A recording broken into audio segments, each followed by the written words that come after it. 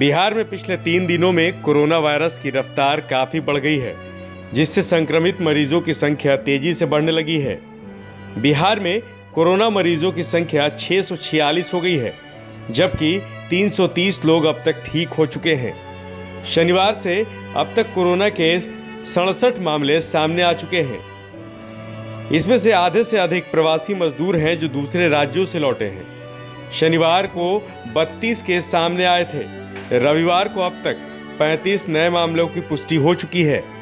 इसमें किशनगंज से 8, सहरसा और मधेपुरा के 7, अरवल के 4, पटना के 3, दरभंगा के 2 और बेगूसराय और अररिया के 1 मरीज शामिल हैं। अच्छी खबर यह है कि अब तक मरीज स्वस्थ भी हुए हैं।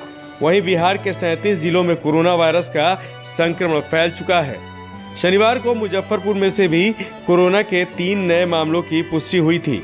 सिर्फ जमुई ही एक ऐसा जिला बचा है जहां अब तक कोरोना के मरीज नहीं मिले हैं। उधर बिहार के लिए अच्छी बात यह है कि कुल संक्रमित मरीजों में से 50% मरीज इस वायरस को हराने में सफल रहे हैं।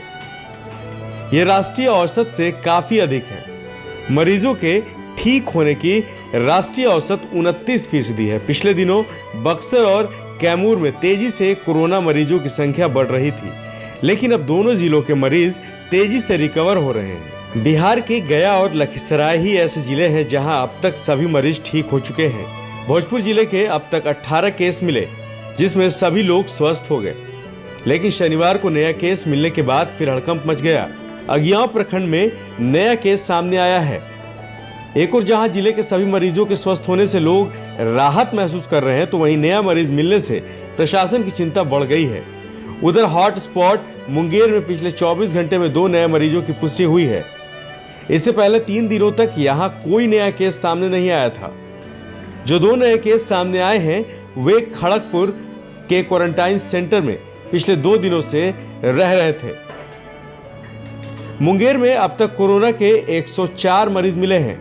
बक्सर में कंटेनमेंट एरिया नया भोजपुर में लॉकडाउन का उल्लंघन करने पर 63 लोगों के खिलाफ केस दर्ज किया गया है।